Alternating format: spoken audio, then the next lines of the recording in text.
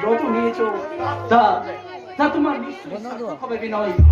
আর আমিও তোমাকে যথাসাধ্য চেষ্টা করবো। আমি প্রথমে আমার এই জন্মভূমি পলাশপুর গ্রামে কাজ শুরু করতে চাই স্যার। এ তো খুব ভালো কথা বিনয়, কিন্তু বিনয় আমাদের আমাদের কাজের গোড়াপত্রকে এমন ভাবে দৃঢ় করতে হবে যাতে কোনো কাজে আমরা ব্যর্থ না হই বিনয়। তাই আমি এক প্রজেক্ট ঠিক করতে চাই। প্রথমে একটা নৈশ বিদ্যালয় স্থাপন করবো, সেখানে শিশু থেকে বয়স্কদের পর্যন্ত শিক্ষা দেওয়া হবে। তারপর তারপর আমরা ছোটখাটো একটা কুটির শিল্প গড়ে তুলবো স্যার। কিন্তু বাবা, তার জন্য তো অনেক টাকার দরকার। টাকার জন্য আপনি কোনো চিন্তা করবেন না স্যার। প্রথমত সরকার তো আমাদের কিছু সাহায্য করছেই। আচ্ছা। তাছাড়া আমার বাবা আমার নামে ব্যাংকে 50 লক্ষ টাকা রেখে গেছেন। আচ্ছা। ওই টাকায় আমি মানুষের কল্যাণে খরচ করতে চাই স্যার। কিন্তু বাবা, না স্যার, কোনো কিন্তু নেই।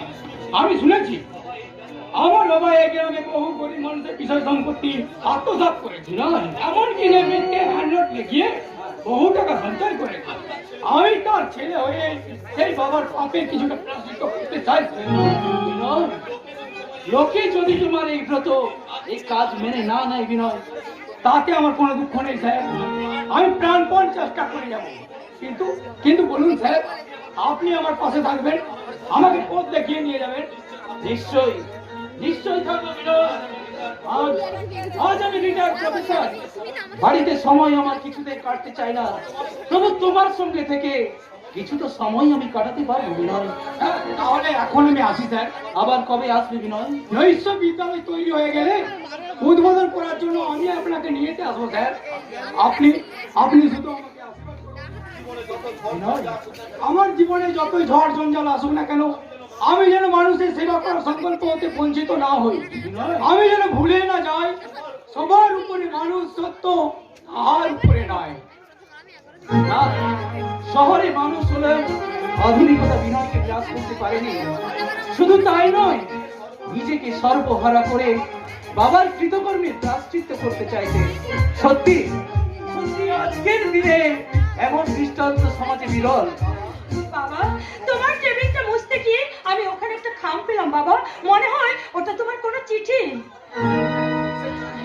ওটা ওটা তোমার কিসের চিঠি বাবা? এই দেখ মা, আমি আমি একেবারে ভুলে গেছি, চিঠিটা খুব জরুরি রে, এখনই পোস্ট করতে হবে। প্রদীপটাও 2-3 দিন হলো আসেনি, আর শিবুটাও গেছে বাজারে। তুমি নিজেই গিয়ে এটা পোস্ট করে দিয়েছো বাবা। এই নাও। হ্যাঁ হ্যাঁ হ্যাঁ, তাই দে মা, তাই দে। এই নে, বইটা রাখ, আমি আমি এক্ষুনি আসছি রে। আর হ্যাঁ, যদি বাইরের কেউ এসে খোঁজ নেয়, বৈঠকখানায় অপেক্ষা করতে বলিস। আমি আমি একটু যাবো আর আসবো। এই বই নিয়ে আমি কত পড়তাম। বই ছিল আমার তিন ধ্যান জ্ঞান। আমি পরীক্ষার সময় আমি সারা রাত ধরে জেগে পড়েছি বলে বাবা আমাকে কত বকেছে। কিন্তু আজ আজ আমার হাতে অসংখ্য বই, অপরাধ সময়, কিন্তু কিন্তু আমি পড়তে পারছি না। না না, এই যন্ত্রণা আমি কিছুতে সহ্য করতে পারছি না। অত আমার জীবন দেবতা, এই অন্ধ থাকার চেয়ে মরে যাওয়াই যে আমার অনেক ভালো ছিল, অনেক। কে কে কে ও তুমি?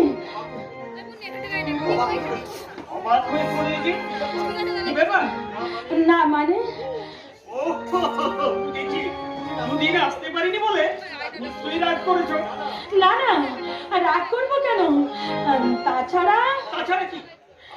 আমার কাছে তোমার না আসাটাই ভালো ছিল প্রদীপ্তা। আজ আজ তুমি এই কথা বলছো কেন? আমি কদিন ধরে আমি বলবো বলবো ভাবছিলাম, তাই আমি সময় পাইনি।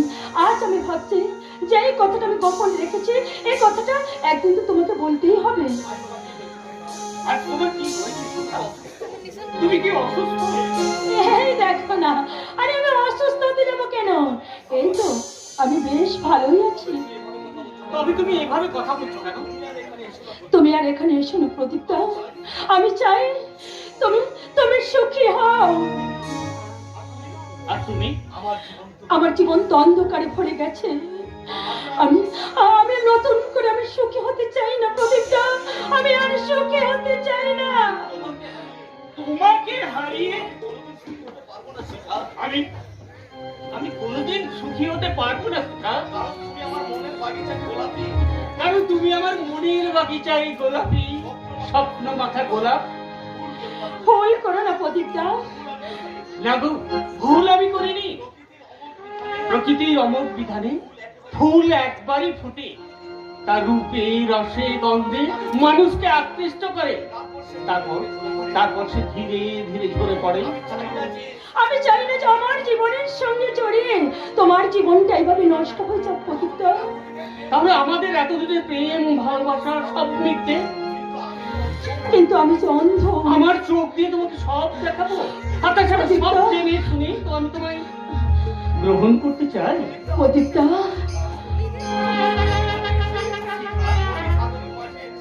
নদী সাগরের মাঝে এসে হাজার চেষ্টা করলেও তার প্রতিপদ বদলাতে পারে না, সেটা বদলাতে পারে না। কিন্তু কোনো কিন্তু নয় শিখা, ভেবে দেখো আমাদের সেই অতীতে ফিরে আসা দিনগুলোর কথা। কলেজের পাশে কি করে বসে আছি?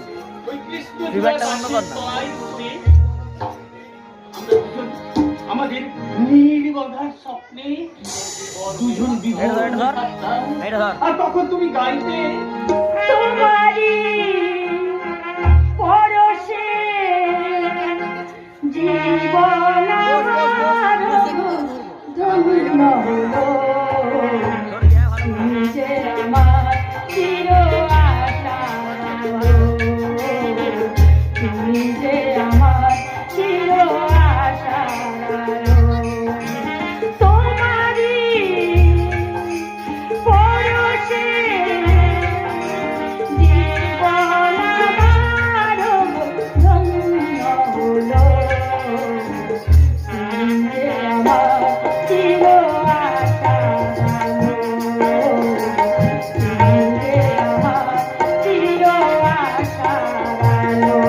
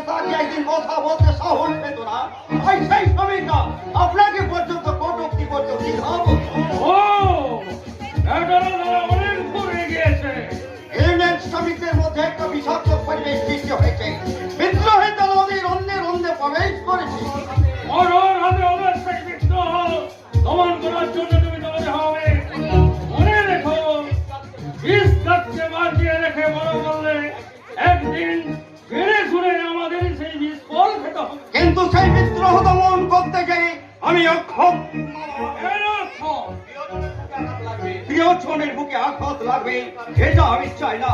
প্রিয়জনে তার মানে যেটা আপনার কাছে গোপন আছে সেটা গোপনই থাক, আমি নিজের মুখে সেটা প্রকাশ করব না। অবশ্য পাপ কোনোদিন চাপা থাকে না, সেটা একদিন প্রকাশ পাবে। তুমি শুধু আমার আত্মীয় নয়, এই কারখানার ম্যানেজার, তাই তোমার উপর কারখানা তার দায়িত্ব আমি ছেড়ে দিয়েছি। অতএব এই কারখানার উন্নতি হোক এটা তুমি নিশ্চয়ই চাও। হ্যাঁ, নিশ্চয়ই চাও। আর আমার কাছে গোপন করছো কেন? কিন্তু মামা, আপনি তাপসের গতিবিধিটার উপর একটু লক্ষ্য নজর রাখুন। হ্যাঁ, কেন? তাপস আবার কি করেছে? তাপসের শ্রমিকদের বিদ্রোহের নেতৃত্ব দিচ্ছে। আর শুধু তাই নয়, তাপস হচ্ছে ওদের ইউনিয়ন লিডার। তাপস ইউনিয়নের লিডার? হ্যাঁ বাবা, তাপস ওই শ্রমিকদের বস্তি থেকে ওই ছোট লোকগুলোর সঙ্গে অবাধ মেলামেশা করে।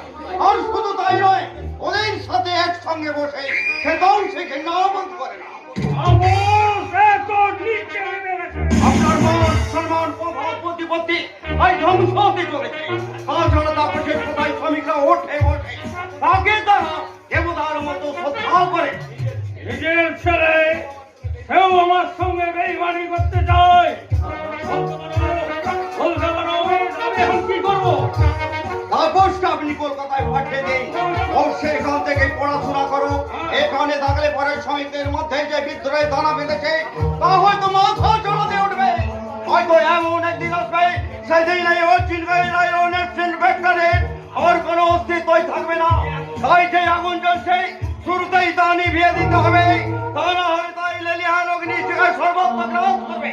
তখন আপনি দিশে হারা হয়ে পথ খুঁজে বেড়ালেও আর হাজার চেষ্টা করলেও আপনি পথ কোনোদিন খুঁজে পাবেন না। পথ কোনোদিন খুঁজে পাবেন না। হয়তো আমি কি বলে গেল, তাপস দিন দিন আমার অধ্যায় হচ্ছে। ভেবেছি আমি দুর্বল, কিন্তু না, প্রয়োজনে আমি কঠিন ভয়ঙ্কর হতে পারে। এখন থেকে তাপসের নক্ষত্র করা প্রতিরোধ করতে না পারলে ভবিষ্যতে হয়তো আমাকে পথেই বাবা, বাবা, আপনার ওষুধ খাওয়ার সময় হয়ে গেছে বাবা। এই ওষুধটা আপনি খেয়ে দিন। তুমি কেন? নেপাল কোথায়? বলতে বাজারে গেছেন? তুই কি ভেবেছ তোমার হাতে আমি ওষুধ খাবো? না মানে বাবা, আমি যাও, এই মুহূর্তে আমার এই চোখের সামনে থেকে বেরিয়ে যাও। বাবা, ভবিষ্যতে আমার চোখের সামনে সে দাঁড়াবে না। কিন্তু বাবা উত্তর বংশে বেরিয়ে উঠে বাবা, আমার সুন্দরী ঘৃণা বল করে। কিন্তু বাবা, আমি কি অপরাধ করেছি বাবা? আমি তো কোনো অপরাধ করিনি। তুমি না করলো, তোমার ওই দাদা করেছে। সে আমাকে ঠকিয়েছে। বাবা, এই বংশে তুমি বাড়িতে আছো, তোমরা খেতে বলতে পারছো, এটাই তোমার পক্ষে যথেষ্ট। বাবা, এই বেশি কিছু আমার কাছে প্রত্যাশা করো না। বাবা, না না, একটা নিজ ঘরে মেয়েকে আমি বর্তমান বলে স্বীকার করবো না। আমি বীজ খালি মেয়ে, আমার দাদা জোর না দাদা, আমি বারবার এই অপমান কিছুকে সহ্য করতে পারছি না। মেয়েদের পরামর্শ শ্বশুর বাড়ি, আমি সেই শ্বশুর বাড়িতে থেকেও আমি আমার শ্বশুরের সেবা করতে পারছি না। এই যে আমার নারী জীবনের কলঙ্ক, না আমি সহ্য করতে পারছি না। আমার ঠাকুরে, আমার দয়াময়, আমাকে তুমি পথ বলে দাও। আমার ভাগ্য আমাকে যা দেবে হাত পেতে নিয়ে যায়। আমার ভাগ্য আমাকে যা দেবে হাত পেতে নিয়ে যায়। আকাশ কুসুম ভেবে ভেবে আর লাগবে না। আকাশ কুসুম ভেবে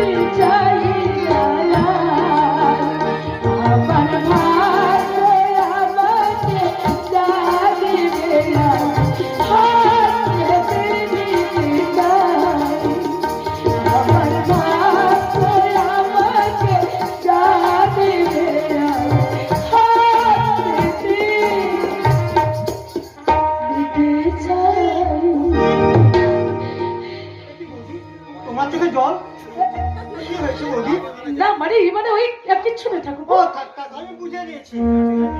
কি বুঝেছো? বলে কি বুঝেছো ঠাকুরপো? দাদার মুহূর্তের অদর্শনে তুমি একেবারে অস্থির হয়ে উঠেছো। কিন্তু বৌদি এখনই তো এত অস্থির হলে চলবে না। তুমি যা ভাবছো আসল সেটা নয় ঠাকুরপো। না না, আমার চোখে তুমি ফাঁকি দিতে পারবে না। আর দাদারও দেখছি কোনো কাণ্ড জ্ঞান নেই। আজ আসুক বাড়িতে, আচ্ছা করে বলবো। কি বলবে বুঝি? কি বলবে? বলে বাইরে বাইরে যদি ঘুরে বেড়াবে তাহলে বিয়ে করেছে না কেন? একটা মেয়েকে কাঁদাবা তার কোনো অধিকারই নেই। বাবা বাবারে বাবা, কাঁদতে বাপ হয়ে গেছে। ওটা তোমার মুখের কথা বৌদি, অন্তরের কথা নয়। কি করে বুঝলে তুমি? আখি ভরা জল আর ব্যথা তুমি মুখ দেখে কি কারো বুঝতে বাকি থাকে বৌদি? হে বাবা, তাহলে তো তুমি তাহলে অন্তর যাবে। তাই এই বয়সে মেয়ের অন্তরের কথা বুঝেছো ঠাকুরপো? সে সৌভাগ্য আমার হয়নি বৌদি। ঠিক আছে ঠিক আছে, তোমার দাদাকে বলে না খুব শিগগির আমি তোমার বিয়ের ব্যবস্থাটা একেবারে পাকা করে দেবো। তুমি যত চেষ্টা করো বৌদি, এই আমার মতো অভাগার গলা কোনো মেয়ে মানাবে না। না না, সে চিন্তা তোমাকে করতে হবে না। তুমি শুধু ওই কাপড় মাথায় দিয়ে তুমি শুধু চুপটি করে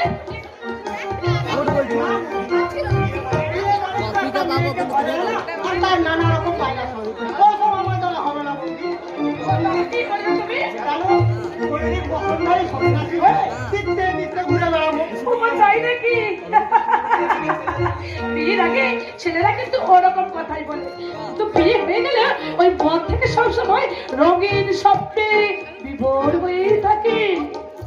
তা কিন্তু মুখ থেকে প্রকাশ করে না। কিন্তু কিন্তু আমি তাদের থেকে স্বতন্ত্র বৌদি। বসে যে যা ওখানে বসে যে আর কিছুই জানো না, একেবারে হচ্ছে খোকা। কি করবো? হ্যাঁ বৌদি, এটা কথা নেই। জানো মা মানুষ এমনি করে খোকা বলে ডাকতো। কাছে গেলে খোকন শোনো আমি বলে আমার মুখে চুমুতে আর তোমার মুখে খোকাটা শুনে মানুষ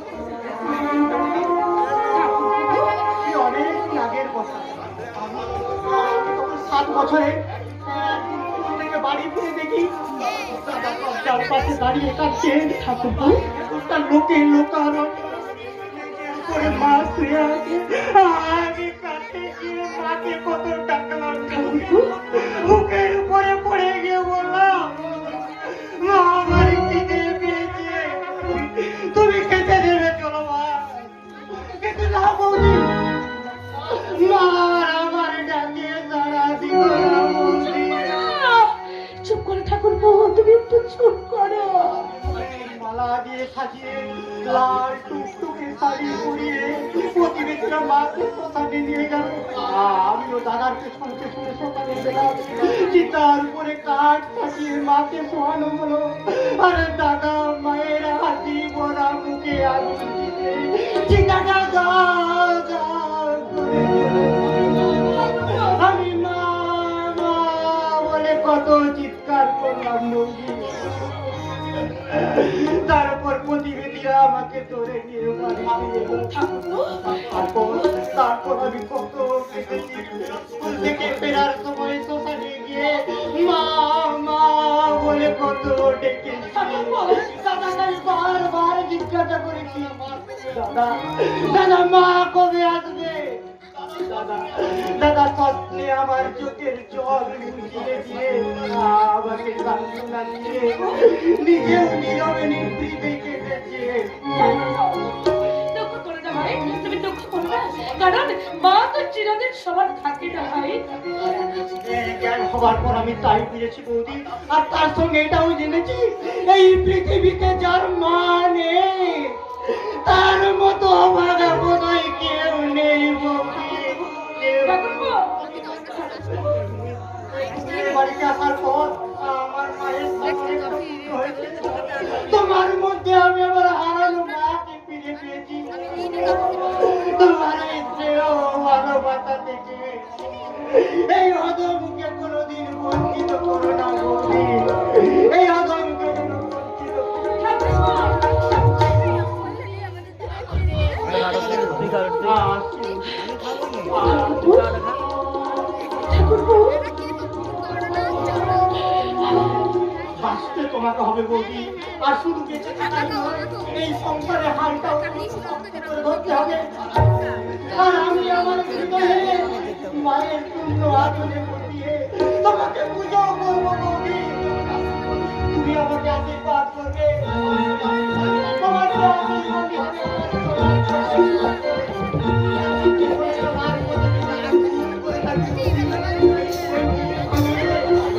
মাতৃস্নেহে আদর করে আমার বুকে ঠাকুরপো, ছোট থেকে মায়ের স্নেহ থেকে বঞ্চিত, তাই তো আজও স্নেহের পাগল। তাতে আমি যথাসাধ্য চেষ্টা করবো ওর মাতৃস্থানে ক্ষত স্থানে প্রলেপ দিয়ে ওর ব্যথাতুর জীবনকে আমি আরো আরো সুন্দর করে গড়ে তুলবো, সুন্দর করে গড়ে তুলবো। কে? দাদা, দাদা তুমি এসেছো দাদা? তুমি এতদিনে আমার কথা মনে পড়লো বুঝি? দাদা, দাদা,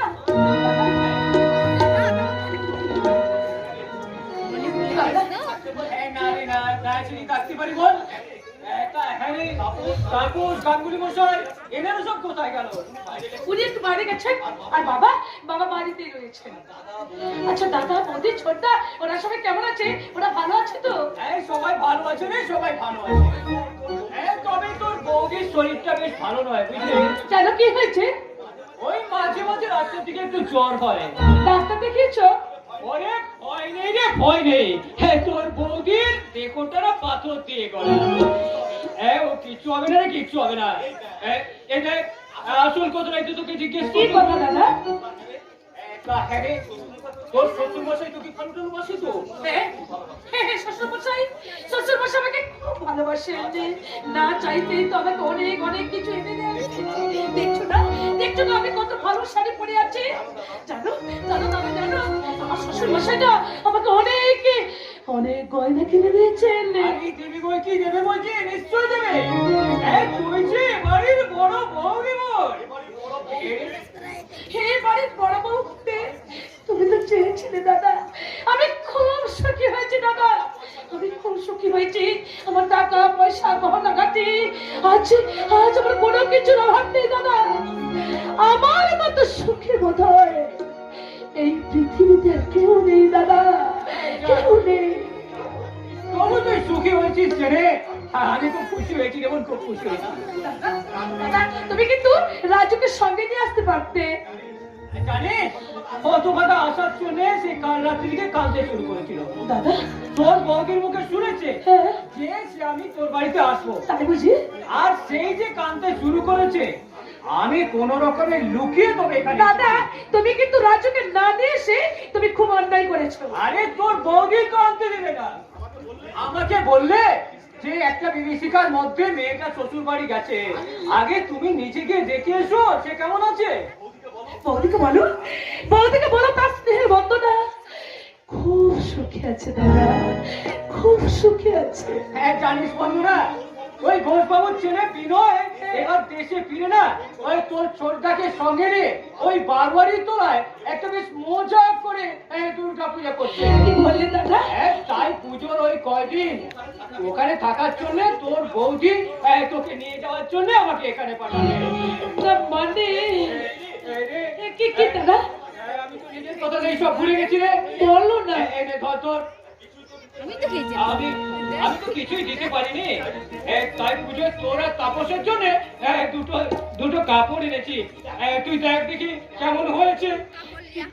ভালো হয়েছে দাদা, খুব সুন্দর হয়েছে।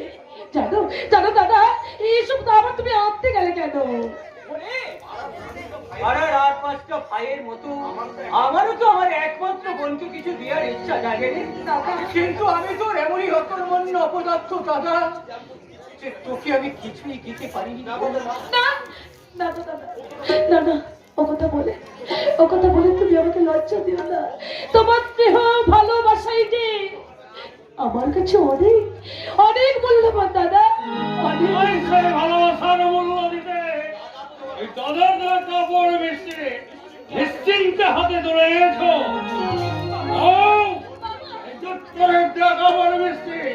এই মুহূর্তে ফিরে গাঙ্গুলি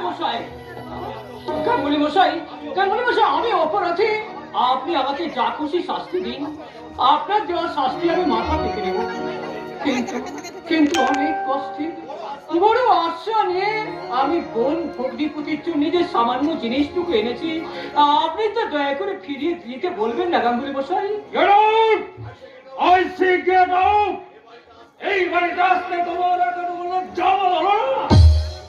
তুমি কি ভেবেছ বরপরের এই 50,000 ভুলে গিয়েছে?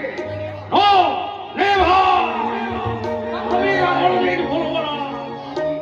ও ফিরিয়ে দাও বলছি। এই ভেবে না তো? ও আছে ফিরিয়ে দাও।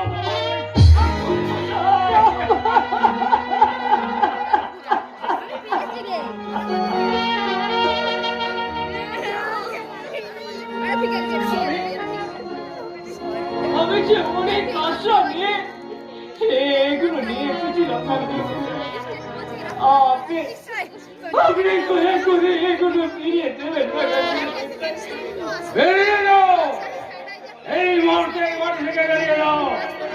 একটা সৎ অঞ্চল জলিয়াতির সঙ্গে আমার গণাত্মনা সম্পর্ক নেই। আমি চলে যাচ্ছি গাঙ্গুলি মশাই। তুমি যাওয়ার সময় করো জোরে শুধু আপনার কাছে একটা অনুরোধ করে যাই, এই পুজোর পরে বন্ধু রেখে আমার সঙ্গে যাওয়ার একটু অনুমতি দিন গাঙ্গুলি মশাই। বরপরের 50,000 টাকা হাতে না পাওয়া পর্যন্ত তোমার মনে বাড়ি থেকে এক পাও যেতে পারবে না।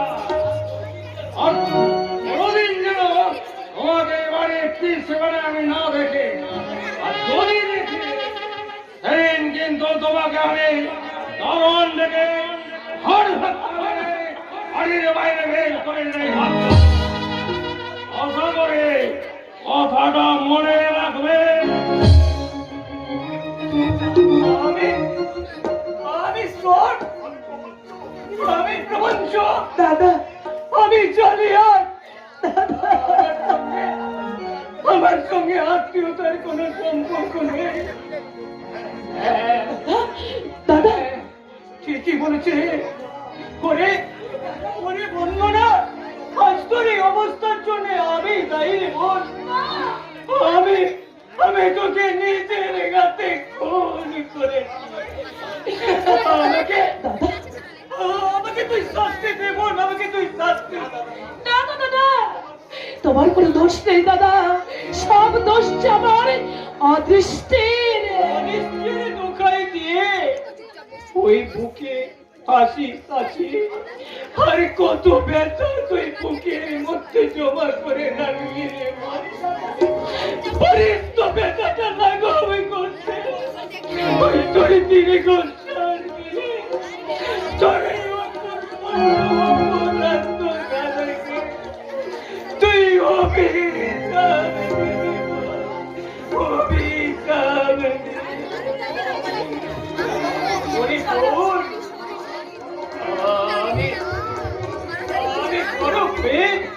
দাদার ন্যূনতম কর্তব্যটুকু পালন করতে পারি।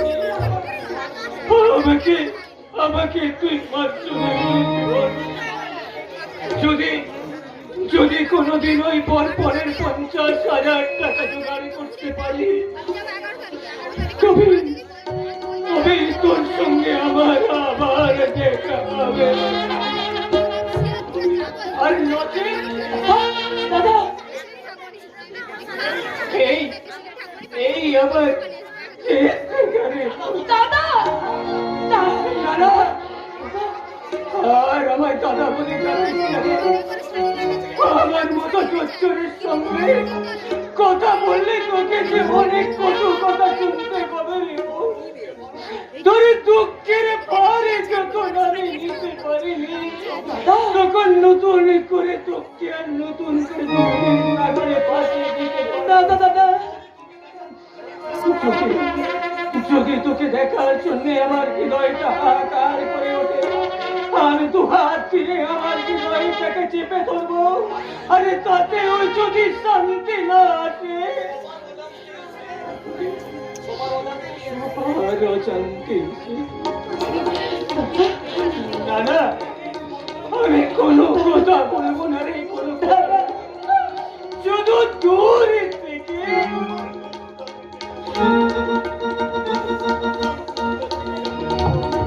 তুই মুখটা দেখে যাবো রে বোন, তুই মুখটাই দেখে যাবি।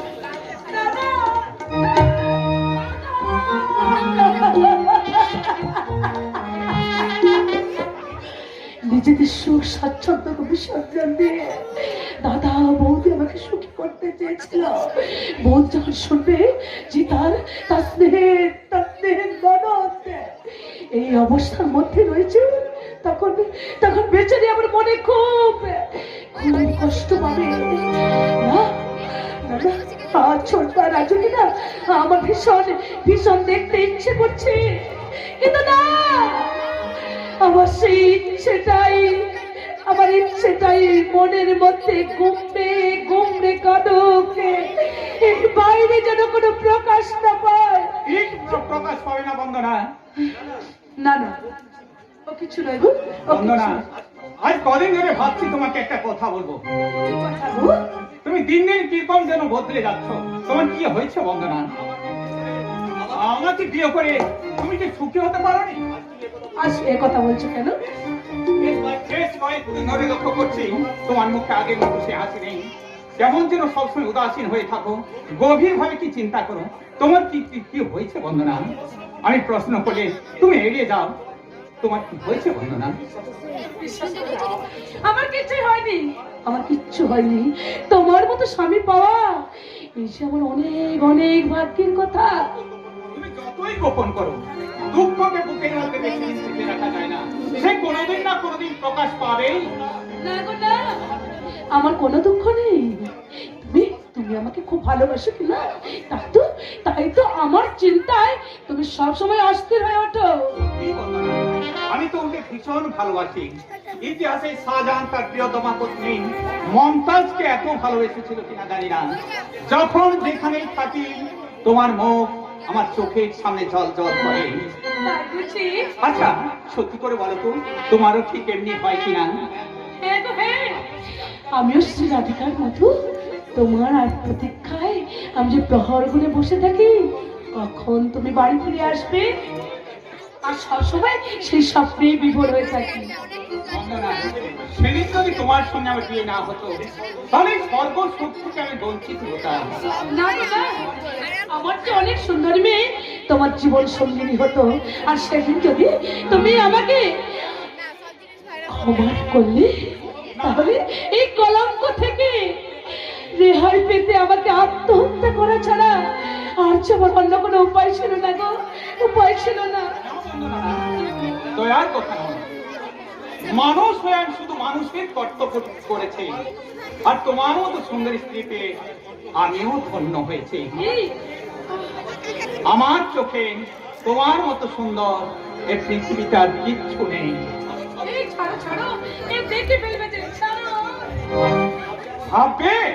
ভাববে আমার স্ত্রীকে নিয়ে একটি দুটি ফুল ফোটে, মধু নবী মৌমাছি ছোটে,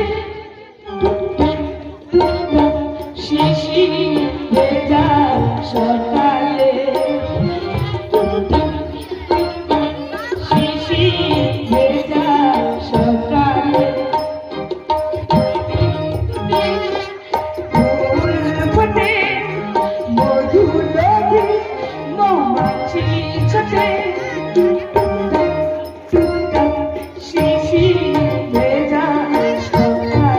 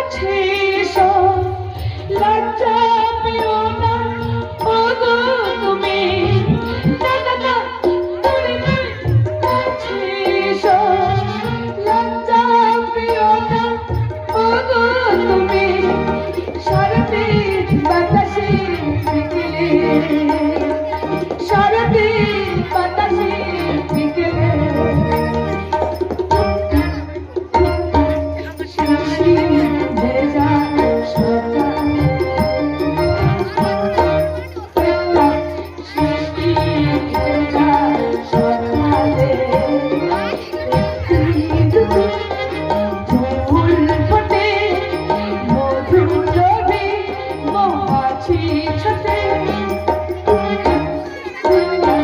শিশির ভেজা সকালে শিশির ভেজা সকালে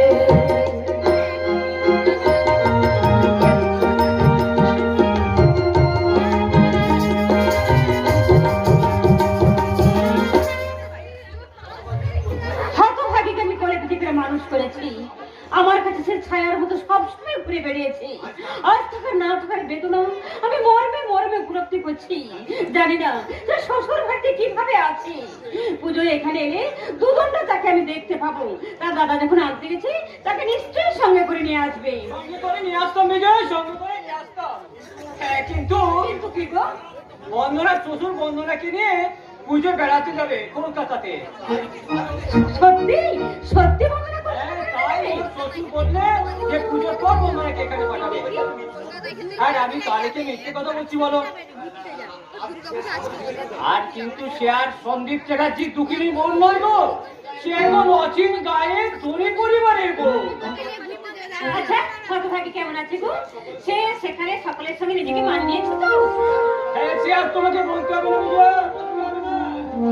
তোমার শিক্ষায় বাড়ির সকলকে সে আপন করে নিয়েছে। আর বন্দনা যে কত সুখী হয়েছে তুমি তো নিজের চোখে না দেখলে তোমাকে আমি বলে বোঝাতে পারবো না বিজয়। কি হলো? আচ্ছা তোমার চোখে জল কেন? তুমি কাঁদছো কেন? কই না না না, ও কিছু নয়, ও কিছু নয়। ওই তোমাকে জীবনটা তো খুব দুঃখে কেটেছে। বড় দাদা কই আমি ওর মুখে হাসি ফোটাতে পারিনি, তাই তাই আজ ওকে সুখী হতে দেখি আমার মনের কোণায় কখন যে একটু দুঃখ জমে উঠেছিল, আর সেই জন্য আমার চোখের কোণায় একটু জল এসে গেছে।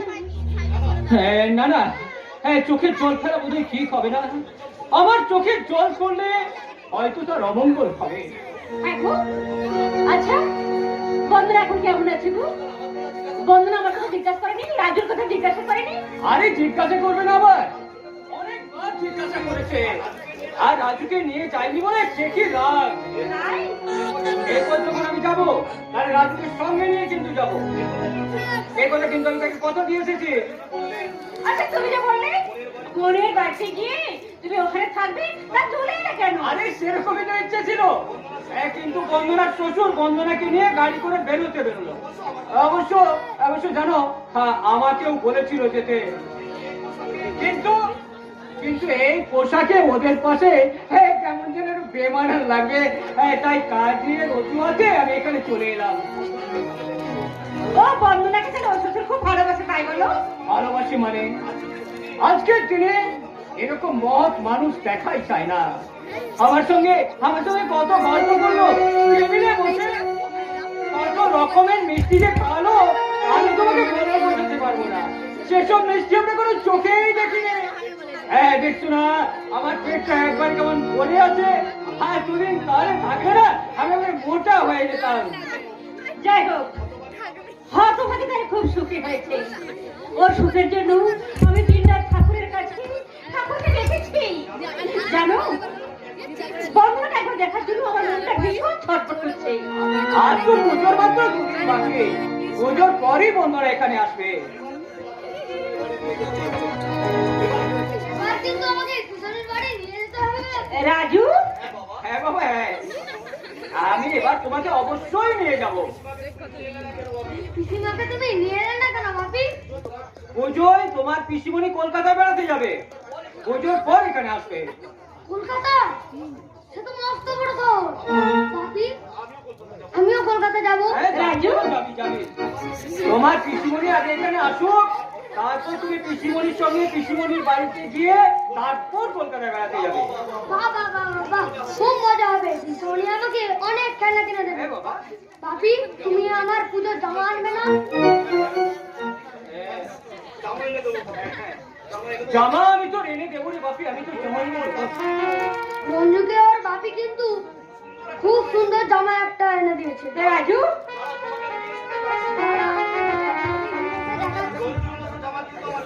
রঞ্জুর মতন জামা কিন্তু আমারও চাই। রাজু ছেলেটাকে সামান্য একটা জামা পর্যন্ত আমি কিনে দিতে পারিনি।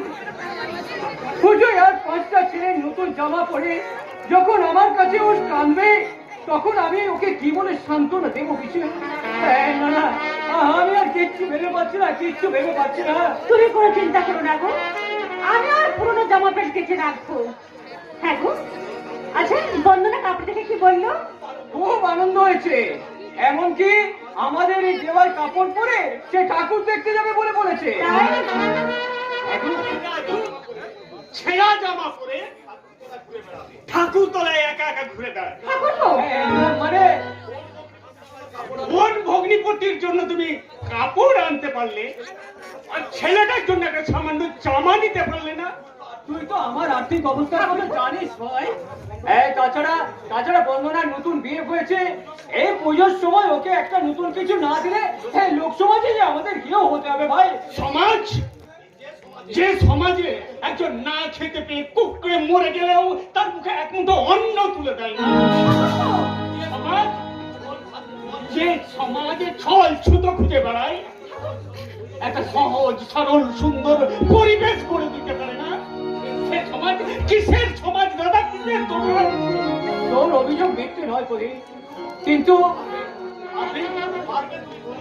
পারবে তুমি ধনীর সঙ্গে আত্মীয়তা করতে? পারবে না দাদা, কোনোদিন তুমি পারবে না। পদে পদে তোমাকে অপমানিত হতে হবে। অনেক আশা নিয়ে যে কাপড় মিস্ত্রি নিয়ে গিয়েছিলে, আজ তা শুধু অপমানই করে ফিরিয়ে দিয়েছে। এরপর হয়তো কোনোদিন তোমাকে চোর অপবাদ দিয়ে গাড় ধাক্কা দিয়ে পারবে। প্রদীপ, তোকে এইসব কথা কে বললে ভাই?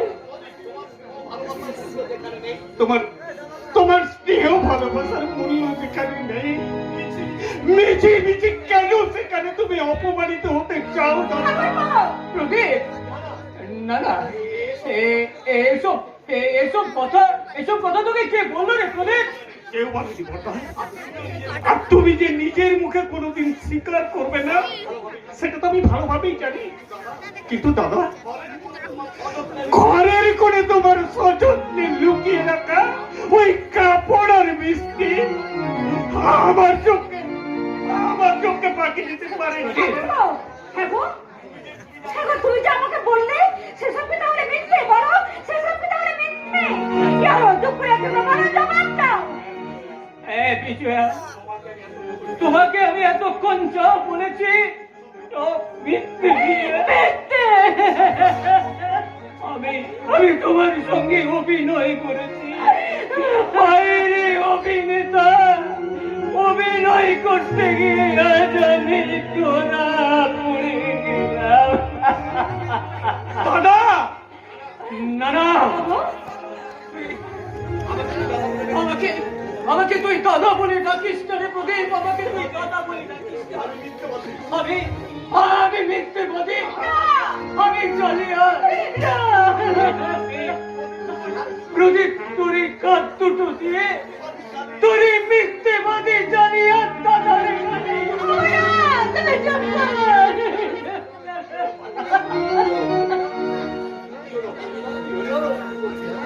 পারবি না।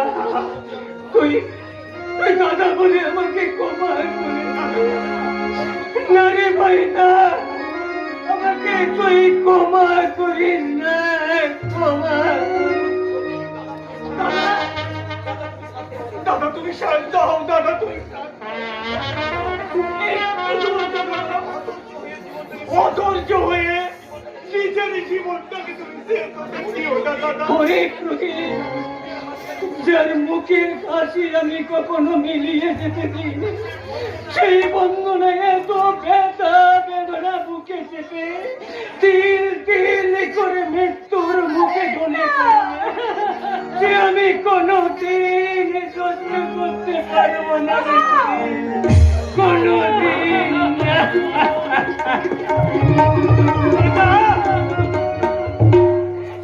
9:40। ঠাকুর সত্যি কি বন্ধুরা সুখে হতে পারেনি? ও, তুমিও আমার কাছে গোপন রাখতে চাইছো? না, তোমরা কেউ আমার কাছে গোপন রাখতে পারবে না। বন্ধুরা ছেলে 10 মাস 10 দিনে ঘর থেকে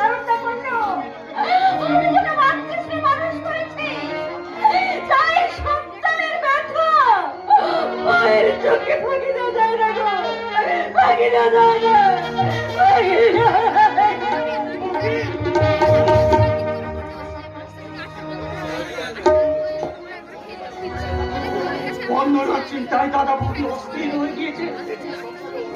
এদিকে যে সংসারে অভাব দিন দিন বেড়ে চলেছে, আর আমি শুধু নীরব দর্শক হয়ে দেখছি। না, আমি চাকরির আশা না করে কিছু আমাকে করতে হবে, কিন্তু আমি কি করবো? শিক্ষিত বেকারের এই অন্ধকারময় পৃথিবীতে একটু আলোর জন্য আমি দিশে আরাম করছি। আমি সারাদিন খুঁজে বেড়াচ্ছি, প্রদীপ আমিও সারাদিন খুঁজে বেড়াচ্ছি। কেন কি করছি? আরে মিস্ত্রিরা কাপড়ে রং করতে এসেছে, অথচ তোর দেখা নেই। কি ব্যাপার বলতো? না মানে আমার শরীরটা বেশ ভালো যাচ্ছে না রে। আরে সে কি, এই পূজার সময় তুই যদি অসুখে পড়িস তাহলে আমি তো ভীষণ বিপদে পড়বো বন্ধু। তবু তুই আছিস অনেক পরিত্রাণ। না না, এর মোটেই ভালো কথা নয়, তুই তাড়াতাড়ি ডাক্তারখানা যা।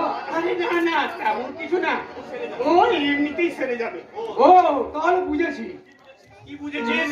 ওই তোর মনের অসুখের কথা, তুই মনের মন্দিরে এখন ইয়ার ছবি কল্পনা তুলি দিয়ে রাঙাতে আরম্ভ করেছিস। তার মানে আরে ভেবেছিস আমি কিছু জানি না? আমি সব জানি বন্ধু, আমি সব জানি। আর তার সঙ্গে এটাও জানি যে প্রাণ না দেহের মধ্যে থাকলে যেমন দেহের কোনো মূল্য নেই, তেমনি শিখা না থাকলে প্রদীপের কোনো মূল্য নেই রে। ও সব বাজে কথা রাখতো। বেশ, তাহলে কাজে করে যায়। আর শোন, কাল সকালে আমরা বাজার করতে যাবো, আর ফিরে আসার সময় স্যারের বাড়িতে চাঁদা আনতে যাবো, কেমন? যাই হোক, তোর উৎসাহে এই গ্রামের মানুষগুলো অন্তত 4 দিন মুখে হাসি থাকবে। আমার একার কথা বলিস না রে প্রদীপ, আমার একার কথা বলিস না, তার সঙ্গে তোর কিছু অবদান আছে। জানিস তুই, এই পলাশপুর গ্রামের মানুষের হাসি আমি চিরদিনই দেখে যেতে চাই। শয়নে স্বপ্নে নিদ্রায় জাগরণে এই আমার স্বপ্ন। জানি না বন্ধু, এই স্বপ্ন আমার কোনোদিনও বাস্তবে পরিণত হবে কিনা। নিশ্চয়ই হবে। জানিস, আমি স্পষ্ট দেখতে পাচ্ছি পূব আকাশে উদিত হয়েছে নতুন সূর্য, আর সেই সূর্যের আলোক ছটায় প্রদীপ, পলাশপুর গ্রামের মানুষগুলো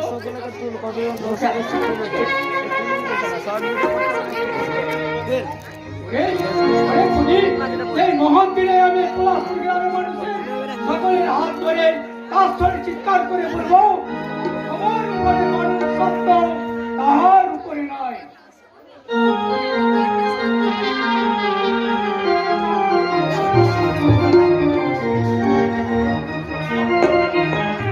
রক্ত উঠে মরবি রে, রক্ত উঠে মরবি, তুই সুখী হতে পারবি না।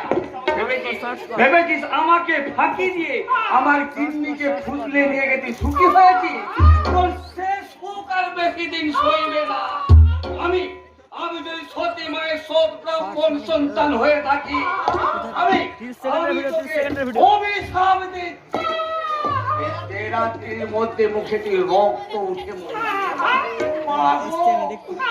আমার জগৎ জননী, তুই ওই কার্তিক বেটার মৃত্যু দেবা, তাহলেই কিন্নি আমার কাছে ফিরে আসবে। ঠিক আছে স্যার।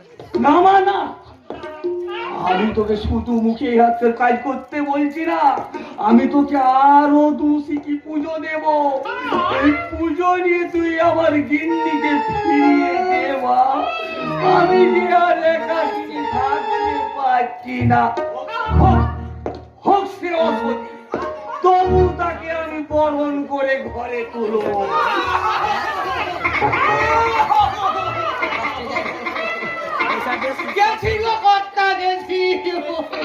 কি হয়েছে রে?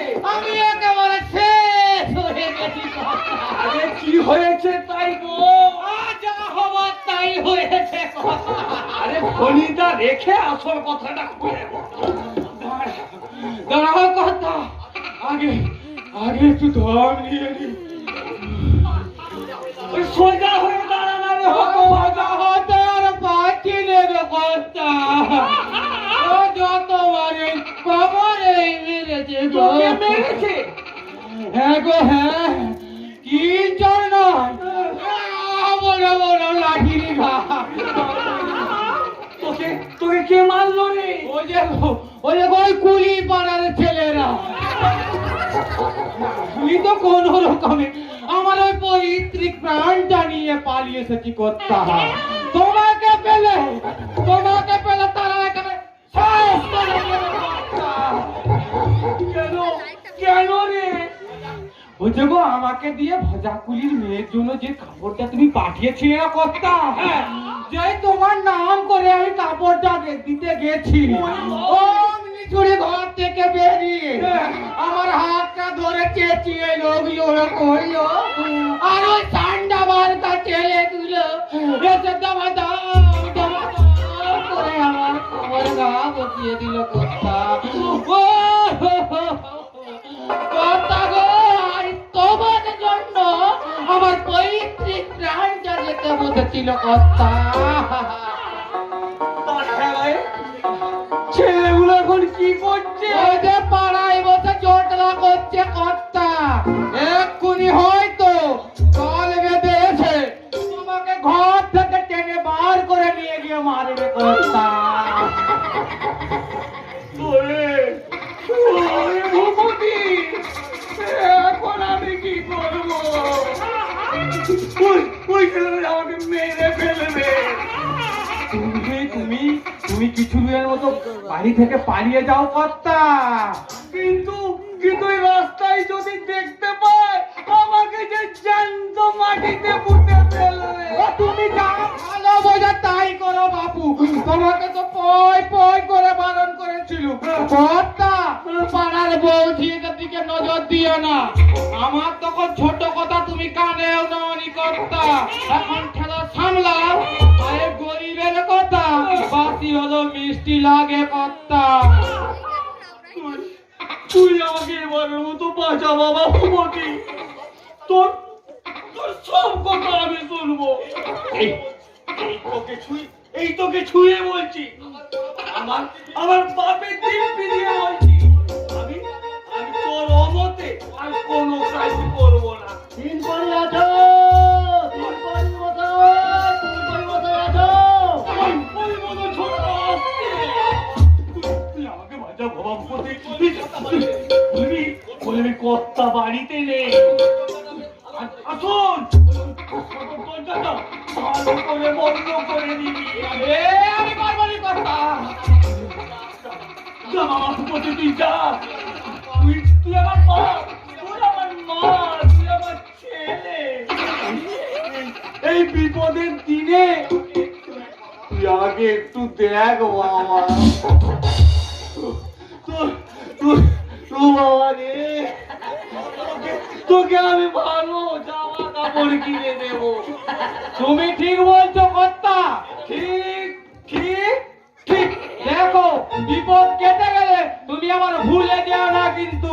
তাহলে আমি এই লাঠি দিয়ে নিজে তোমার মাথা ফাটিয়ে দেবো কর্তা। মা গো, মা যখন চলনি, এবারে বলছি অসংখ্য বাঁচা মা। আমি না বলছি, আর কোনোদিন ভুলে ওই মেয়ের দিকে আমি তাকাবো না। এই যে দিনবল বাবু, আপনি বাড়িতে আছেন অথচ আপনাকে দেখো আমি কোনো সাড়া পেলাম না।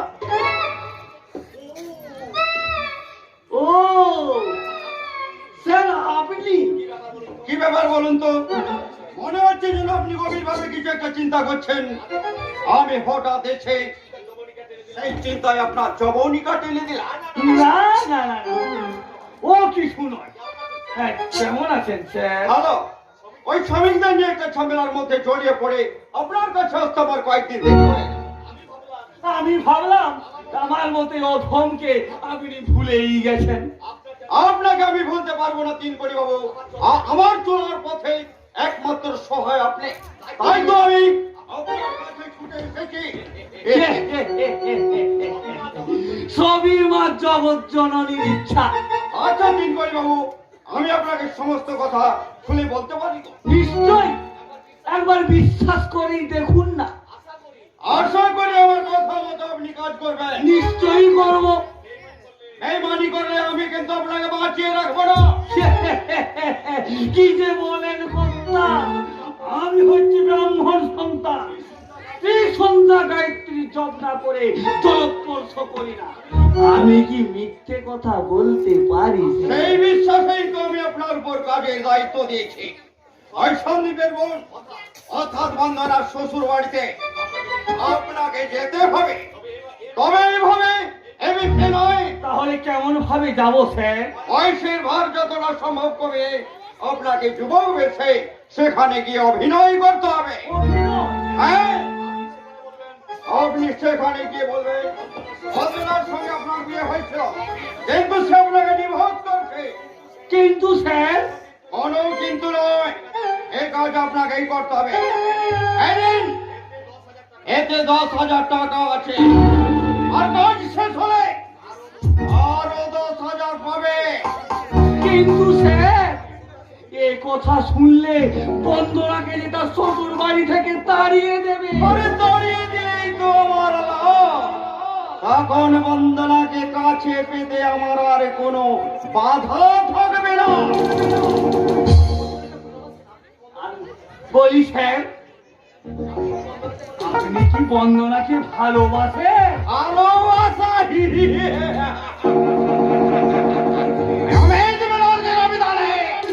ভালোবাসা বলে কোনো জিনিস নেই। আমার বুকে জমে আছে তপ্ত ভাঙনের আভার শোক। এই খড়গপুর গ্রামে শিকার করতে এসে বন্দনাকে আমি প্রথম দেখি। আমার এই রূপ যৌবনে মুগ্ধ হয়ে আমি প্রেম নিবেদন করতে গেলে আমার গালে চোর বেঁধেছিল। এই কথা আমি কোনোদিন বলতে পারবো না। তার রূপ যৌবন নিয়ে আমি চলছে মেরে খেলবো। তারপরে একদিন ঝরে যাওয়া ফুলের মতো ওর দেহটাকে আমি ছুঁড়ে ফেলে দেবো।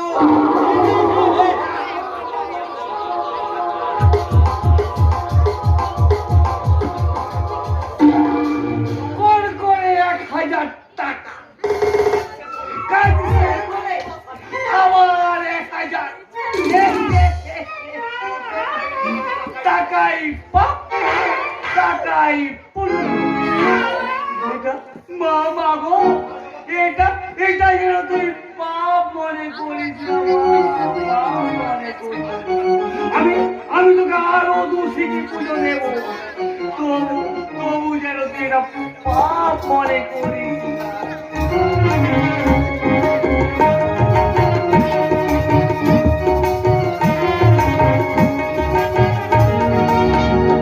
দেখতে দেখতে পুজো কেটে গেল। এই পুজোর আনন্দ মুখর দিনে আমার মতো আমার দাদা বৌদি হয়তো আমার জন্য প্রচুর কষ্ট পাচ্ছে, কিন্তু আমি কি করবো? আমি ঠাকুর, ওগো দয়াময়, এই ভক্তি জীবন কাটাতে আর আমি পারছি না। আমাকে তুমি মৃত্যু দাও ঠাকুর, আমাকে মৃত্যু দাও। মরিতে চাই না আমি সুন্দর ভুবনে, মানবের মাঝে আমি বাঁচি বাড়ি চাই। কি ব্যাপার, আজ তো তোমার আনন্দ উচ্ছ্বাস। আরে বাড়িতে সুন্দরী স্ত্রী আর বাইরে রিমঝিম বৃষ্টি, দুটো একসঙ্গে হলে ওর পুরুষের মনে উচ্ছ্বাস না জাগে শুনি। যাও, তোমার না সত্যি ঠাট্টা আমার মোটেই ভালো লাগে। ঠাট্টা নয় তেল, ঠাট্টা নয়। রিমঝিম ঝিম পড়ছে ঝরে বৃষ্টি, যা দেখি তাই লাগে ভারী বৃষ্টি। রিমঝিম ঝিম পড়ছে ঝরে বৃষ্টি, যা দেখি তাই লাগে ভারী বৃষ্টি। তাই বুঝি? তুমি আমার গান, আমি তোমার গান, আমরা দুজন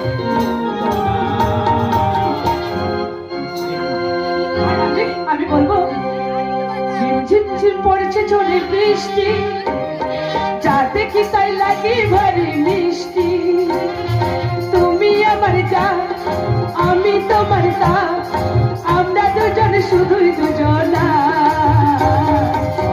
ঝিম ঝিম পড়েছে ঝড়ে বৃষ্টি, যা দেখি তাই লাগে ভারী মিষ্টি। তুমি আমার জান, আমি তোমার জান, আমরা দুজন শুধুই দুজনা। ঝিম ঝিম পড়েছে ঝড়ে বৃষ্টি।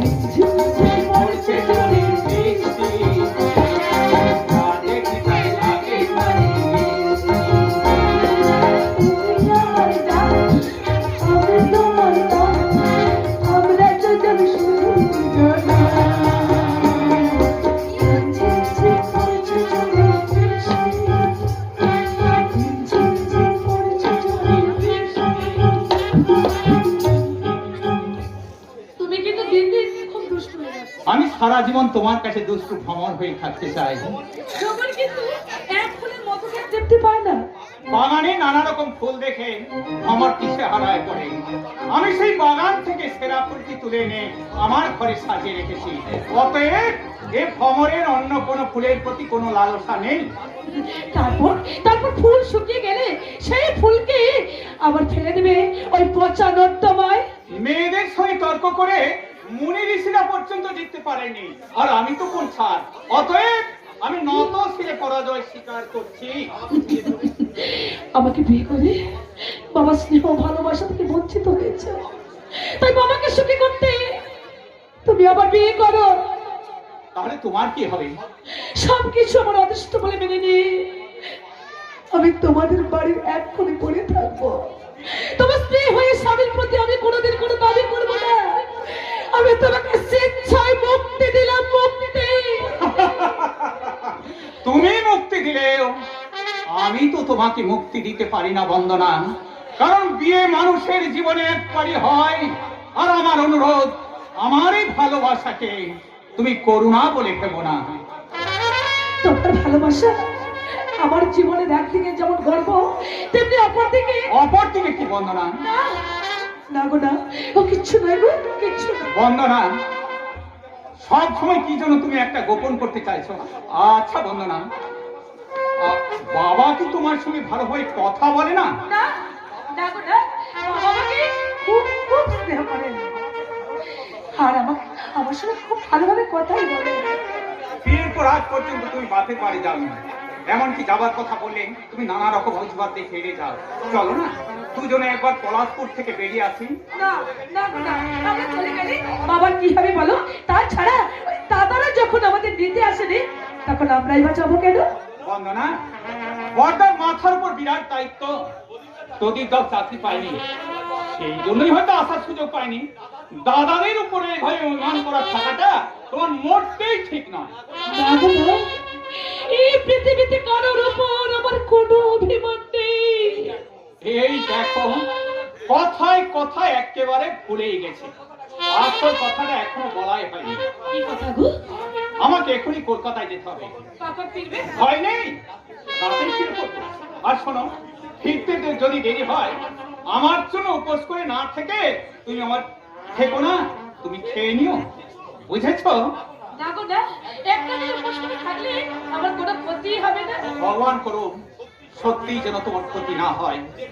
যেখানে প্রাণীর সঙ্গে প্রাণীর, আত্মার সঙ্গে আত্মার সম্পর্ক, সেই দুয়ের সংমিশ্রণ থেকে হঠাৎ যদি তুমি পক্ষচ্যুত হয়ে পড়ো, তাহলে যে তোমাকে হারিয়ে আমি বাঁচতে পারবো না বন্দনা, আমি কিছুতেই বাঁচতে পারবো না। আসি বন্দনা, আসি। যেখানে থাকতে যেভাবে থাকতে সবসময় মন পড়ে থাকে আমার কাছে, কারণ আমাকে অনেক অনেক ভালোবাসে। অথচ আমি দিনের পর দিন ওনার সঙ্গে অভিনয় করে যাচ্ছি। না না না, আমার এই অভিশপ্ত জীবনে আমি অভিনয় করে কাটাবো। তবু বাবার সঙ্গে বিবাদ আমি কোনোদিন চাই না, আমি কোনোদিন চাই না। তুমি আমাকে না চাইলেও আমি তো তোমাকে চাই। কে আপনি? তাই সেই দিন আমাকে প্রত্যাখ্যান করলেও আমি কিন্তু আজও তোমাকে এই মুহূর্তের জন্য ভুলতে পারিনি। তোমাকে নিয়ে আমি প্রতিটি মুহূর্তে সুখের স্বপ্ন দেখেছি। আপনি? হ্যাঁ, তোমার ভালোবাসার কাঙাল অমিত ব্যানার্জি যান এখানে। ওই তৃষ্ণার্ত হলো সুগন্ধি ফুলের কাছে যাও প্রত্যাশা করে।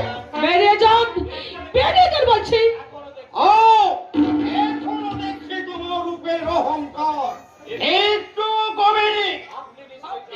আপনি নিশ্চয় জানেন আজ আমি গাঙ্গুলি বাড়ির বউ। আর তুমি বোধহয় জানো আমি এ বাড়ির পরম আত্মীয়। হ্যাঁ জানি, আর তার সঙ্গে আমি এটাও জানি যে আপনি একটা লম্পট চরিত্রহীন। চরিত্রহীন মেয়েদের কাছ থেকে ওই ভাষাগুলো প্রায় শুনে শুনে আমি সব হজম করে ফেলেছি। আচ্ছা, আপনার কি লজ্জা ক্ষেত্র বলতে কিছুই নেই? মেয়েদের কাছে পেতে হলে ওই দুটো জিনিসকে শরীর থেকে বাদ দিতে হয়। তাই তো আমি অপারেশন করে ওই দুটো জিনিসকে শরীর থেকে মাইনাস করে দিয়েছি। একটা দুই চাকরি তোমার মতো সুন্দরী মেয়েদের কাছে পেতে হলে সত্যি আমি নিজ হয়ে যাই। এমনকি আমি নির্বিকার বুদ্ধি পর্যন্ত আমি হারিয়ে ফেলে মানুষের সামনে দাঁড়িয়ে এভাবে কথা বলতে আপনার একটু বিবেকে পাচ্ছে না? ওই তুমি বড় স্ত্রী হলেও তোমাকে অবিবাহিত অবস্থায় যেদিন আমি এই পলাশপুরি প্রথম দেখেছি, সেদিন থেকেই তোমার রূপ আমায় পাগল করে দিয়েছে। আপনার কথা বলা শেষ হলে আপনি এখন আসতে পারেন। তুমি বিশ্বাস করো, সত্যিই তোমাকে আমি ভালোবাসি। তাই মেন তোমার শ্বশুর মশাই, আমার মামা তোমাকে মোটেও সহ্য করতে পারে না। কি করতে পড়ে থাকবে এখানে? তার চেয়ে চলো তোমাকে নিয়ে আমি এখান থেকে অনেক অনেক দূরে চলে যাব, যেখানে মানুষের কোলাহল আমাদের এখানে পৌঁছবে না, যেখানে থাকবো শুধু তুমি আর আমি। তোমাকে নিয়ে একটা আমি সুখের নীল রচনা করবো, রঙের রসে তোমার জীবনটাকে আমি ভরিয়ে তুলবো। আচ্ছা, ভেবে দেখো, জীবনটা তো অবহেলার জিনিস নয়, বাঁচতে হবে, জীবনের সমস্ত রস নিংড়ে ভোগ করতে হবে। ওই জগতের দিকে চেয়ে দেখো, সকল জীবের ভোগের জন্য কত আয়োজন। শুধু জানা চাই কেমন করে পুষ্পচরণ করে মালা গাঁথতে হয়। সেই জীবন কি তুমি হারাই নষ্ট করতে চাও? আমি কিছুতেই হতে দেব না। আপনার সহানুভূতির জন্য অশেষ ধন্যবাদ। আপনি এখন যেতে পারেন। আমার প্রস্তাবে তাহলে তুমি রাজি নও? আপনার প্রস্তাবে রাজি হচ্ছে, আমার গলায় দড়ি দিয়ে মরা আমার অনেক ভালো। আমি কিন্তু তোমাকে এত সহজে ছেড়ে দেব না বন্ধুরা। খবরদার, খবরদার একটা কথা বলবেন না, আমার নাম ধরে ডাকবেন না, আর আমার নাম ধরে ডাকার আপনার কোনো অধিকার নেই। বাহ, বাহ, বাহ! রাগলে তো তোমার ঠোঁট দুটো ঠিক গোলাপ ফুলের পাপড়ির মতো দেখো। আপনি দেখছি জানোয়ারের চেয়ে অধম। এই লোকালয় ছেড়ে আপনার জঙ্গলে বাস করা উচিত ছিল। জানুয়ারি জানুয়ারের বিভৎস রূপ দূরে সরে রইলে কেন? কাছে এসো, কাছে এসো। এখানে শুধু তুমি আর আমি, একটা যুবক, একটি যুবতী, একটা বিশ্বস্ত ভ্রমণ, একটি সুগন্ধে পারিজা। না, বেড়ে যান। আপনার অনেক অধ্যত্ত আমি সহ্য করেছি, কিন্তু আর নয়। এই মুহূর্তে এখান থেকে বেরিয়ে না গেলে আমি কিন্তু চিৎকার করে লোক ডাকতে বাধ্য হবে। তুমি কবে রাখতে পারবে না বন্ধুরা। এই রূপের অহংকার নেই, তুমি আমার গালে তোল মেরেছিলে, সেই অপমান আমি কোনোদিন বলতে পারবো না। তোমার এই রূপ যৌবন নিয়ে আমি একটু চেয়ে মেরে খেলবো, তারপর তোমার মধু ফুরিয়ে গেলে আমার বুকে ডাক দেই, তোমাকে আমি পৃথিবীর বুক থেকে চিরদিনের মতো সরিয়ে দেবো।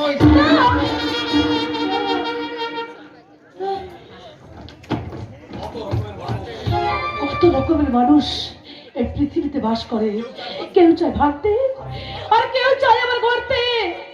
এই ফাঁকা ঘরের মূল্য দিতে গিয়ে কত আমার মতো কত অসহায় মেয়ের জীবন এমনি করে শেষ হয়ে যাচ্ছে। তোমাকে আমি অকাল মৃত্যু থেকে ঝরে যেতে দেব না বন্ধুরা। কি আপনি কতদিন আমার সঙ্গে ঘর করেছো, আর এখন তুমি আমাকে নতুন স্বামী পেয়ে এখন তুমি আমাকে চিনতেই পারছো না। কিন্তু আপনাকে তো আগে কখনো আমি দেখিনি। দেখলেও এখন না দেখার ভান করছো। অতীত থেকে সহজে বর্তমানে টেনে এনে সুখের জীবনকে বিস্ময় করতে চায় না। বর্তমানে তুমি সুখী হলেও আমি কিন্তু সুখী হতে পারিনি বন্ধুরা। অতীতের স্মৃতিগুলো আমার সামনে বারবার উকি মারে। তাই তো তুমি আমাকে ডিভোর্স করলেও আমি খোঁজ নিয়ে তোমার কাছে ছুটে এসেছি। কি আমল তামল বলছেন আপনি? যা বলছি নিশ্চয়ই তুমি বুঝতে পারছো। পুরাতন স্বামীকে তুমি এখন অস্বীকার করলেও আমি তো তোমাকে আর অস্বীকার করতে পারি না বন্দনা। তাই আমি তোমার এই স্বামী শ্বশুরের কাছে সব গোপন কথা আমি ফাঁস করে দেব। এতখানি নির্দয় আপনি হবেন না, আপনি না। আপনি কি?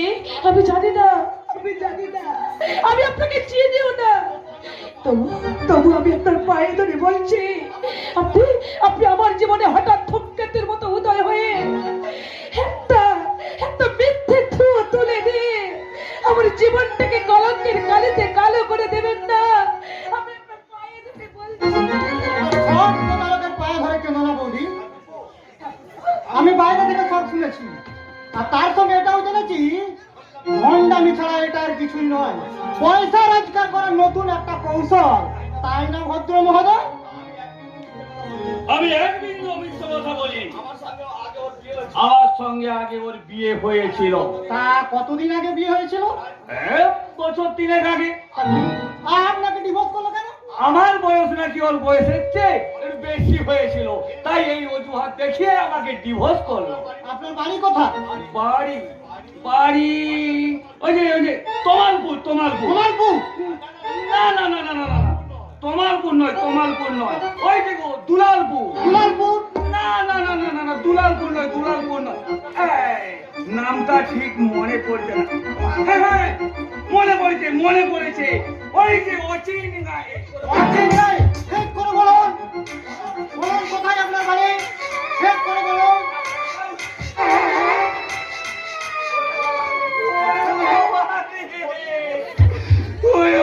বলছি বাবা, বলছি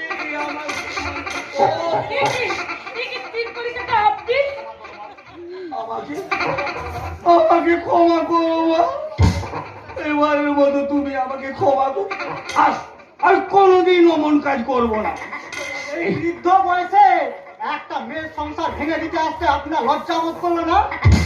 বুদ্ধির সঙ্গে বয়সের সঙ্গে এতই বুদ্ধিভ্রম হয়েছে যে একটা মেয়ের বয়সী মেয়েকে স্ত্রী বলে পরিচয় দিতে আপনার মনুষ্যত্ব চিৎকার করে উঠলো না? এই আমি নাক বলছি, আমি কান বলছি, আর কোনোদিন অমন ভুল কাজ আমি করবো না। এবারের মতো তুমি আমাকে রেহাই দাও বাবাজি। আপনি বৌদির ভাইয়ের প্রতিবেশী, গুরুজন, আমারও শ্রদ্ধেয়, তাই আজ আপনি ছেড়ে দিলেন। আপনাকে আমি ছেড়ে দিলাম, নাহলে যে মাতৃসম বৌদিকে আপনি অপমান করেছেন সেই মুখ আপনি আমার এতক্ষণে ভেঙে দিতাম। বেরিয়ে যান বলছে কান থেকে। বেশিক্ষণ দাঁড়িয়ে থাকলে আমার রক্ত এখনই গরম হয়ে গেলে আপনার মাথাটা আমি ভেঙে ছাতু করে দেবো। যান, বেরিয়ে যান বলছে। এই যাচ্ছি বাবা, যাচ্ছি। ওরে বাবা,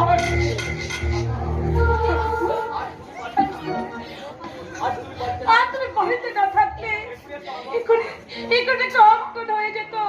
সকালে ভাবতো সত্যি আমি ব্যভিচারিণী, আমি কলঙ্কিনী।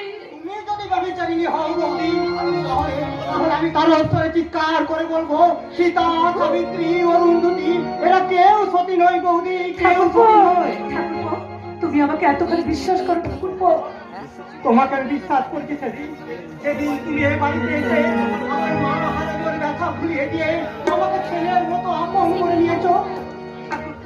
জানি না আজ আমার গর্ভধারিণী মা বেঁচে থাকলে আমাকে এতখানি স্নেহ করতো কিনা, কিন্তু যে ভালোবাসা আমি তোমার কাছ থেকে পেয়েছি তা আমি কোনোদিন ভুলবো না বৌদি, কোনোদিন ভুলবো না। এই পৃথিবীর সমস্ত বোনের কাছে আমার অনুরোধ, তোমরা শ্বশুর বাড়িতে গিয়ে আর কিছু না পারো, অন্তত মা হারা ছেলেকে আপন করে বুকে টেনে নিও।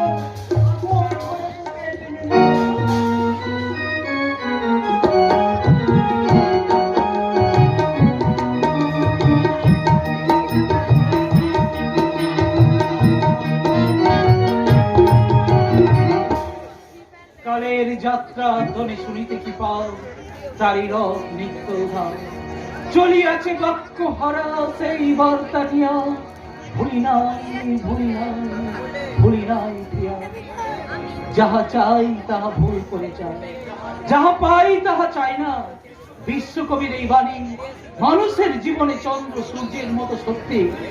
19 বৎসর আগে বর্ণালীকে হারিয়ে তবু শিখামাইয়ের মুখ সেদিন আমি বর্ণালীর চোখ ভুলেছিলাম, কিন্তু অদিষ্ট এমনই মন্দ শিখা চন্দ্র হয়ে আমার চোখের সামনে।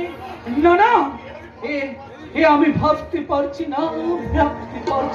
বাবা, কিছু বলবি মা? মনে হচ্ছে তুমি একটা কিছু চিন্তা করছো বাবা। না না, ও কিছু নয় রে। তুমি স্বীকার না করলেও আমি জানি বাবা, তুমি আমার চিন্তায় অস্থির হয়ে উঠেছো। তুই কি করে বুঝলি রে মা? আমার এই অ্যাক্সিডেন্ট হওয়ার পর থেকে তুমি যেন কেমন বদলে গেছো। তাই তো সময় মতো তুমি সান খাওয়া করো না বাবা। কতবার আমি তোমাকে ডাকি, তবু আমি তোমার সাড়া পাই না। এমনকি আমার সামনে এসে দাঁড়ানোর পর্যন্ত সাহস তোমার হয়নি বাবা। তোকে আমি বোঝাতে পারবো না রে মা। এই পিতৃ হৃদয়ে কি ব্যথা সঞ্চিত হয়ে আছে। এইভাবে অন্ধ হয়ে থাকার চেয়ে মৃত্যু যে আমার অনেক ভালো ছিল বাবা। বাবা, তোমার কাছে আজ আমি একটা বিরাট বোঝা হয়ে দাঁড়িয়েছি বাবা। না, ও কথা তুই বলিস নেই, তবু তুই আছিস। তোকে দুরন্ত চোখের সামনে দেখতে পাচ্ছি বলে আমি এখনো বেঁচে আছি রে। চলে যা। তা না হলে অনেকদিন আগে আমি শেষ হয়ে যেতাম রে। বাবা, সে আজ 19 বছর আগের কথা। তারিখটা আজও আমার মনে আছে। সেদিন ছিল 21শে বৈশাখ। কাল বৈশাখীর প্রচন্ড ঝড় আকাশে নেমেছিল দুর্যোগের ঘন ঘটা। প্রকৃতি সেদিন নিষ্ঠুর ধ্বংস লীলায় বাধা ছিল, কোনো কিছুই বাধা মানছিল না রে। সব কিছু অগ্রাহ্য করে অনেক কষ্টে আমি তোর মাকে নিয়ে হসপিটালে গেলাম। দুর্যোগের জন্য সেদিন কোনো ডাক্তার ছিল না। হসপিটালের আউটডোরে তোকে প্রসব করে তোর মা মারা গেল রে। মারা গেল বাবা।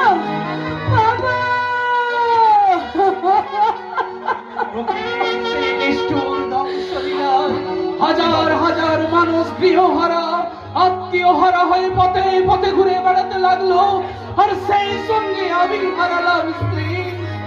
তুই বলি মা হারা হয়ে জনম দুঃখে নিয়ে চুপ করো। তুমি চুপ করো বাবা, তুমি চুপ করো। এই পৃথিবীতে আমি আর কাউকে জানি না বাবা, আমি শুধু তোমাকেই জেনে এসেছি। আমিও তো তারই মুখে তোর মুখ চেয়ে বর্ণালীকে হারিয়ে বাবা, সেদিন আমি কাঁদিনি রে মা। তোকে মানুষ করতে হবে এই ভাবনাই তো আমার পেয়ে বসেছিল। ধীরে ধীরে তুই বড় হলি, স্কুলের পড়া শেষ করে কলেজে ভর্তি হলি তোর সুখের নীড় করে দেওয়ার জন্য। যখন আমি মনে জাল বলছি, ঠিক সেই সময় তোর অ্যাক্সিডেন্ট আমাকে মনে করিয়ে দিল রে বাবা। সেই 21 বছর আগেকার কথা। বাবা, তুমি কাঁদছো বাবা? বাবা তুমি কোথায় বাবা? না তো বাবা, না না, স্মৃতি বড় বেদনাদায়ক রে মা, স্মৃতি বড় বেদনাদায়ক। তাই অতীতের পৃষ্ঠা খুলতে গেলে এই হৃদয়ের মাঝে সঞ্চিত ব্যথা চোখের কোণে জল হয়ে নেমে আসতে চাই রে বাবা। তুমি যদি এইভাবে দুর্বল হয়ে পড়ো তাহলে আমি কোথায় সান্ত্বনা পাবো বলতে পারো বাবা? আমি দুর্বল হইনি রে। আমার যে অনেক কাজ বাকি বাবা। তোর সুখের নীড়ে বেঁধে দেওয়া না পর্যন্ত কোনো দুর্বলতাকে যে আমি প্রশ্রয় দেবো না রে বাবা। তোমার শুধু সবসময় একই কথা বাবা। এসো না বাবা, আজ গীতা